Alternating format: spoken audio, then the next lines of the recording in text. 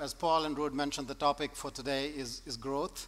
What we'll do, I'll just set the stage up for the number of discussions we are going to have. You're going to hear from experts, from our clients who are in the market day to day, day and night. And we have a lot of experts also here in the audience that we'll call on. David Bell, for example. But before, then we will look at how did businesses perform? How did businesses react to that context that we saw during the course of the year this year? And then we'll ask some questions as to what does that mean in terms of what should we be doing and what can we do about that to meet certain expectations. And then that's all framed in the context of growth, and I'll come to that as to why we chose that topic.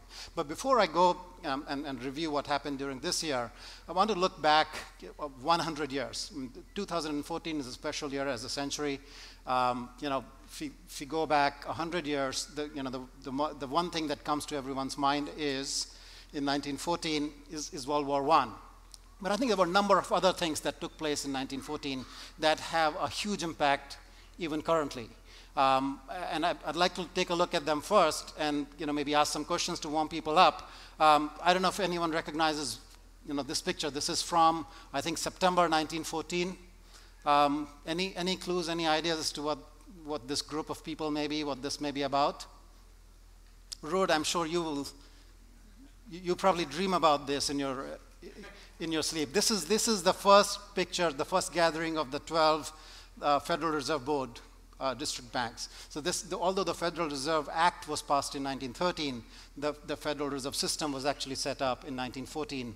And another unprecedented thing took place. The New York Stock Exchange was shut down for 4.5 months in 1914. And the official reason was that was because the government did not want a panic situation because the breakout of the war in Europe. But the real reason, if you study it carefully, was because the federal government was setting up the Federal Reserve Bank, and they wanted to make sure that they had the gold. They wanted to make sure that the new currency that the bank will issue can be pegged to gold, and they wanted to make sure that there's no flight of gold. In the New York Stock Exchange in those days, you could, and there was a lot of investment by European investors in the stock exchange at that point in time. And that could be, if there was a sell-off, the rules were that you can sell your stock and get gold in return. So they did not want a flight of gold from the United States while they were setting up the Federal Reserve Bank. And that's very key. And we all know, and I think whatever sector we are in, I think this is the most influential, I would say, institution in the world right now. And one of the first things it did was it issued the official currency. Back in 1914, the US dollar was not even an also-ran as far as the important currencies of the world were concerned. The British pound was supreme. That was the de facto currency that all the financial instruments were pegged to. And if you go beyond that, it was the French franc and the German mark, and even the Argentine lira was more important than the US dollar. But I think what they did in 1914, the Federal Reserve, they waited and they made sure that they pegged the dollar to gold. That helped set the stage for the dollar ultimately becoming the reserve currency for the world. And then in 1919, when the UK dropped out, when the pound dropped off the gold standard, that was the beginning of the dollar becoming the reserve currency. So again, a very important event from back then that still touches everyone's life and business to this day. Another one, and I'm sure every US citizen recognizes this one. This is the 1914 version of the Form 1040, the income tax form that we're supposed to file these days on April 15, but back then it was March 1, and this was the first year. So again, the income tax was introduced, it was ratified in 1913, but the first time that people had to file income tax returns was in 1914, and back then, both the personal and corporate income tax rates were between 1% and 2%. And you can imagine what a big difference it is between then and now. We have one of the highest effective tax rates in the world.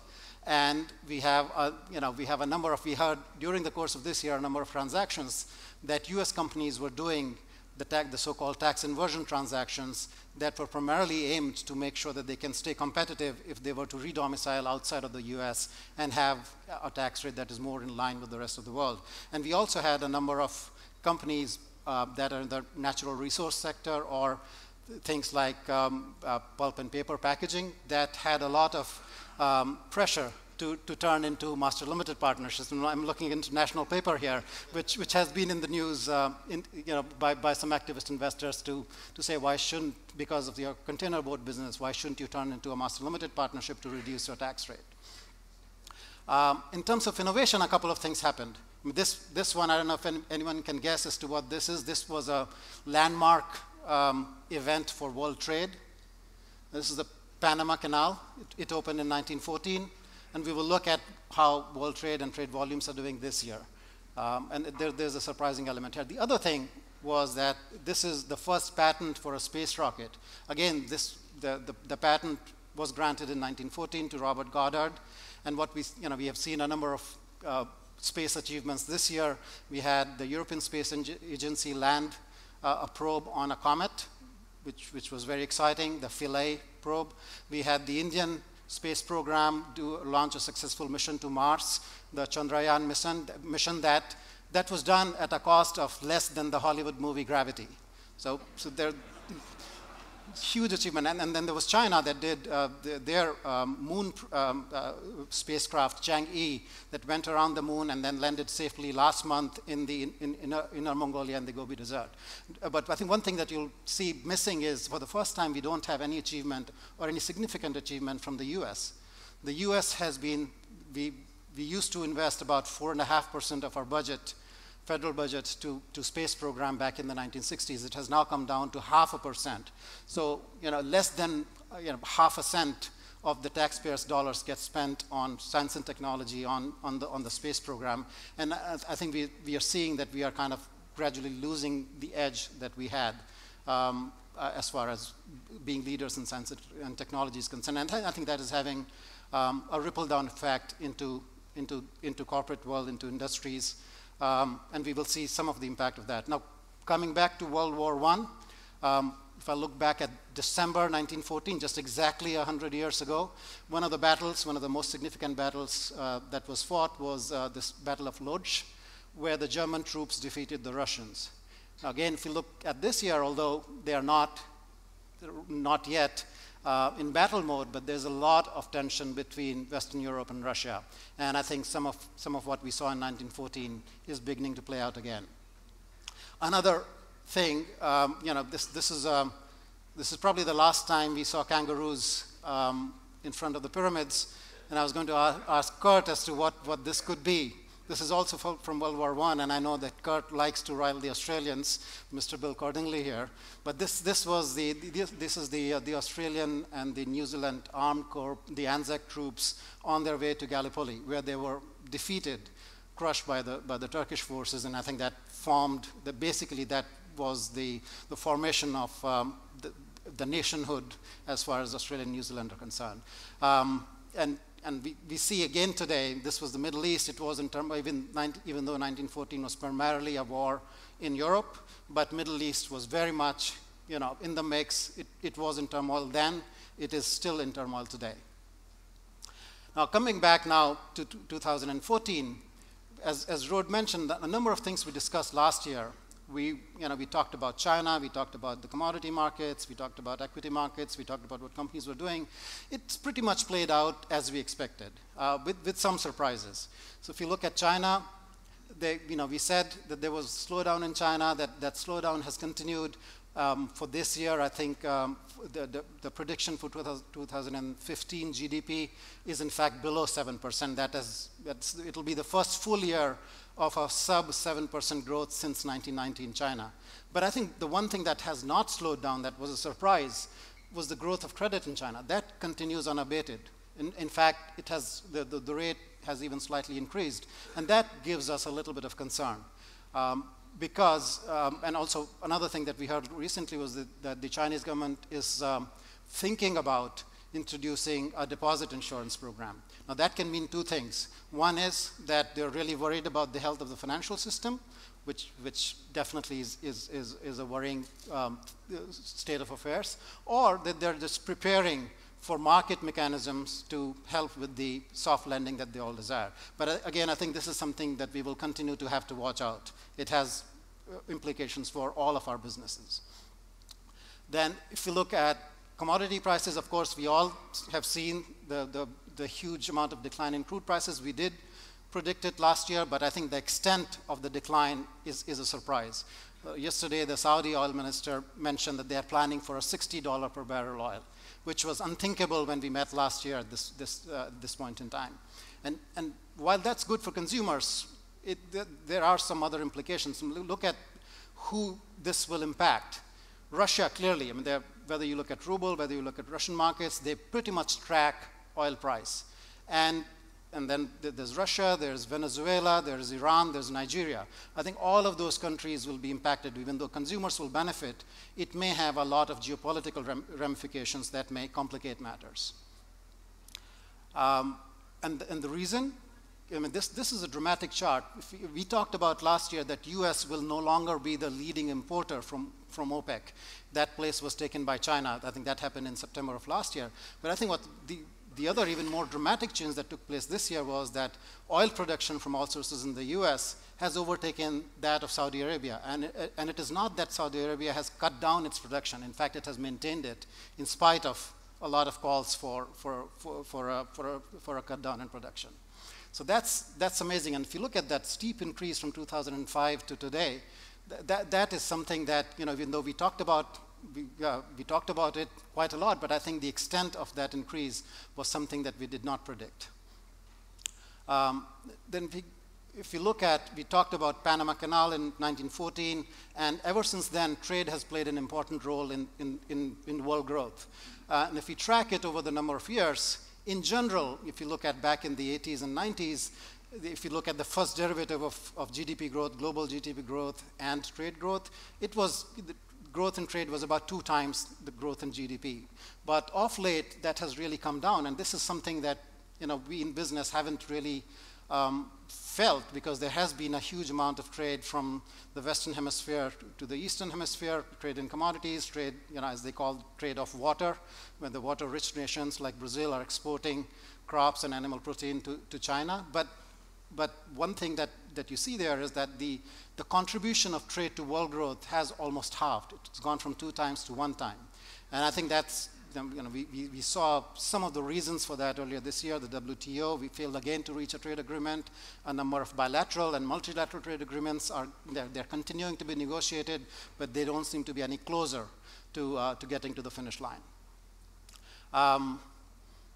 And I think, you know, we all by now know that in Eurozone, we had a difficult year other than in the UK, and we are, you know, expecting the European Central Bank to go into a quantitative easing program next year. Again, something that would have been unthinkable 2 or 3 years ago, given what the Germans and their attitude towards quantitative easing. And we will probably hear a lot about that from Jan Lambrecht's in his speech tomorrow about financial markets and currencies. But on the other hand, the US economy has stabilized. If we look at the revised GDP numbers for third quarter, they came in just a shade below 4%, which was, again, it was a surprise on the positive side. And the unemployment numbers are now below 6%. And the numbers we saw yesterday, again, there was a little bit of an element of positive surprise there.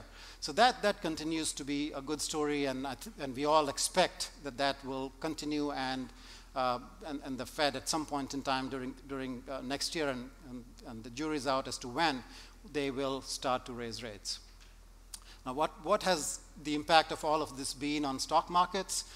Clearly, the US stock markets have outperformed other indices. When you look at the S&P 500, that's up about 12% versus some of the other indices that are either flat or up about, let's say, 7 to 8% or so. So that was, I mean, if we kind of summarize, it was a year that we kind of expected. The trends were things that we all had talked about and predicted last year. But you know, there were some surprises on the positive side, but it was also a year of disruptions. And I think if you look at that chart up in the middle there, the stock markets in October. That 1 week in October, we had 3 or 4 events. We had the Ebola patient in Dallas. We had the ISIS executing one of the American hostages, and we had renewed tensions between Russia and Ukraine, and we were heading into the elections. And that led, some of those certain uncertainties and alarming news as they came around at the same time led to a huge correction in the market. So that implies that markets are fragile. I think a lot of these things, the geopolitical events, haven't been taken into account by markets in terms of what kind of impact they will have. So anytime they seem plausible or likely or more than likely, then I think the markets react very quickly and very alarmingly to some of those developments. So that was the context in which all of us, the businesses that you operate, we were facing this last year. Let's see how we responded to that. I think pretty much as we talked about earlier, last year, we have divided our world into companies that are close to the consumer, so branded consumer goods, retailers, that we call that segment food products and consumer and retail. Anything in the food and agribusiness sector that is not branded consumer products or retail, we call it agribusiness. And then we also track energy because it has linkages and implications for all of our sectors. Then we look at the business model that these companies have. We look at the kind of investments they are making, what they are doing in terms of innovation, staying competitive, and whether they're looking long-term or not. And then we look at our corporate finance perspective to look at their capital structure, their profitability and returns, and their distribution strategies to see how they are doing with respect to their peers or other sectors in the market. So if I look at last year for the broad market and for these 3 sectors, if I look at the sources of capital, pretty much I think if you see here, most of our sectors and businesses in the market in general financed itself through operating cash flows. So that's the light blue bar over there. And there was very little for the S&P 500. It was about 12%, for consumer and retail only 4%, and for energy about 13%. So not that much of net new debt that was issued. There was a lot of refinancings to take advantage of the rates environment, but not a lot of net new debt that was issued. And equity was even less, 7% and 4% for the 2 sectors I just talked about. But the agribusiness sector was a bit different. That sector did issue about 37% of its capital came from net new debt issuance. Then last year we talked about the enormous amount of cash that companies have on balance sheets. Let's look at if that changed this year. Not much. I think there was a slight reduction in the broader market, in consumer and retail, and in agribusiness, and energy was pretty much flat. So again, as we said, the markets were pretty much the same as they were last year. There were some uncertainties, and probably there was a lack of opportunities. So, given the uncertainties and lack of opportunities, companies continued to hold on to the cash that they had. Then we look at, as a result, what was the implication on leverage. Again, because of the fact that companies did not issue a lot of net new debt, the leverage, in fact, came down slightly for consumer and retail. From 43 to 40%, and even in energy sector that is much more capital intensive, it came down a shade. But for the agribusiness sector, as we saw earlier, there was significant amount of new debt issuance that went up from 27 to 35%. Now, what does all of that mean in terms of how did they use all of these sources of capital? If you look at the broader market, there was a lot of capital that was returned to shareholders in the form of either share buybacks, which is the purple bar up on the top, or dividends, which is the light blue. But I think the one thing that you will see is the contrast between energy and agribusiness. The energy sector continued to invest. That's the dark blue at the bottom. That's the investments. That's CapEx. The energy sector continued to do that. But the agribusiness sector was a bit more evenly balanced between making investments and returning cash to shareholders. In fact, if you look at the about 45% that was returned to shareholders in terms of stock buybacks, that's the highest for this sector. And it also just about matches the amount of debt that they issued. So, in fact, it seems like all of the net new debt that was issued was used to buy back shares to provide return to shareholders. If you look at real returns on invested capital. This is the metric that we all use to measure our businesses and compare ourselves to our peers. Not much of a change. S&P 500 went up by about 30 basis points, but if you look at agribusiness, it came down by almost 50 basis points. So the returns were not as good as they were last year. And as we would expect, the consumer and retail sector did have the highest returns of over 12%, and energy being the most commoditized had the lowest returns.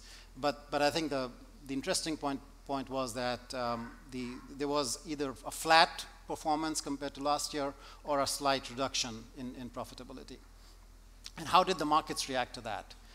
If you look at the market valuations, the price to book ratios for S&P 500 and the three sectors, in fact, the markets did not, the S&P 500 had gone up slightly in terms of the returns, about 30 basis points, and the valuations went up slightly. But the interesting one to look at is the agribusiness sector, where the returns went down by about 50 basis points, but the valuations went up, even instead of going down, went up from 2.5 to 2.7 times price to book ratio. Looking at it another way, if you look at the median companies in each of those segments, the returns came down, so we moved left on that chart, the median return on invested capital, whereas the market valuation of these companies, or median company in this sector, actually went up. So that doesn't make sense. So the one way to get the market to reward you and give you a higher valuation is to reduce your performance, to downgrade your performance. That just doesn't make sense. So I think one of the things we ask is as to why that would be the case. And three things that people mention is, it could be because of past performance. Companies have been performing well through the crisis. The markets were depressed, and maybe now they're catching up to the performance that was displayed by these companies in the past. It doesn't seem plausible because the markets have been going up year on year for the last 3 or 4 years. So that doesn't seem to hold water. This could be the fact these valuations may be reflecting future expectations. So there's an expectation that these companies will be growing in years to come, and there's the U.S. economy broadly has now started to grow. But again, if you look at it in the context of 2.5% to 3.5% growth, that kind of increase in valuation seems a bit, that could be an explanation, but I don't think it is complete. And the third thing that investors say that this is all a result of demand and supply. There's been a lot of liquidity that has been pumped into the system, and that liquidity has, the investment opportunities outside the U.S. have been either not available or there have been events that have forced that liquidity to come pouring back into the US, and that has meant that valuations have gone up. Now, there could be some truth to all of these explanations, but I think at the end of the day, there is an expectation, either an expectation that the companies will grow, or there's a concern that when all of this liquidity washes out as the quantitative easing program winds down and rates start to increase, whether these valuations will hold. So let's look at what do those growth expectations mean in terms of numbers. We already looked at the commodity markets, both oil, corn, and iron ore metals. All of those markets were showing a negative trend. There was a 30% reduction in terms of, or 30% loss that the investors made, people who invested in these markets over the course of last year. So that does not seem to imply a lot of growth that would support these increase in valuations. But if you look at the equity markets, the S&P 500, and if you look at the price to equity multiples, they've gone up to 15 times. So that does imply some growth expectations. If you look at the implied growth rate there, for this year, that's up to about 10%. So that's the growth that is being implied by the multiples that we saw on the charts earlier. And if you look at the M&A market, and we looked at all transactions that were over 100 million, the multiples were even higher for last year. It was 24.5 times, and that implies a growth rate of over 16%. So that's what the market is expecting. It is expecting that companies will be, and earnings will be growing at a clip of 12 to 16%. And that, again, put that in the context of slowdown in the rest of the world and the US economy, maybe if it is growing at low single-digit rates. So how should we react? What should we be thinking about? What should we be doing? Because clearly we need to find value. We need to be able to either justify those future expectations, or we need to put our defenses up and make sure that when that liquidity washes out, that we are able to survive and be and be on top when the tide goes down. And to look at that, I go back to our corporate finance model. One of the things that we emphasized last year is the one way to look and react to a situation like this is to make sure that we have a good portfolio of investments. So businesses that are looking ahead, they're investing in innovation, and then doing that in a way that is long-term, so keeping sustainability in mind and making sure that they're competitive for the long run, are the ones who are going to be the winners, who are going to hold their ground, whether it is meeting expectations or whether it is making sure that they outperform the peers when the tide is going down. And I was to look at that will be the agenda for today. We will hear a lot from our specialist speakers, people who have looked and studied businesses in great depth. We have a lot of CEOs and specialists on our panels who will be talking about how to make sure that we deliver on these expectations. But I just wanted to go back and look at the data that we had again, and to look, we talked about averages and medians, but if we spread that out, and for example, for agribusiness, if I spread those returns out, the return on invested capital of about 8.2% had a very wide distribution. If you normalize it, it goes from the returns were from a negative 25 to a plus 50%. So it was a very wide range. It wasn't a narrow band. And the same thing if we look at the consumer sector, the return, as we saw, were higher, about 12%. But again, the range was negative 25 to plus 50.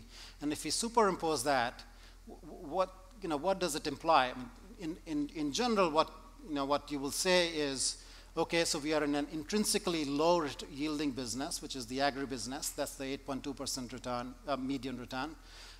Most people will say, okay, we need to look at our business model and try to move to one that has more attractive characteristics, like the one on the consumer sector that we see there, where the median is about 12%. And that could be one way of achieving growth. And a lot of companies have done that. IBM has gone from a cash register company to a typewriter company, to a computer company, to a server company, to a consulting firm, and it has been able to achieve those transformations. But a lot of companies have floundered on that. I mean, one of its peers, Hewlett-Packard, almost wiped itself out when it tried to move from hardware to consulting. So it is a way you can achieve growth, but it can be very disruptive.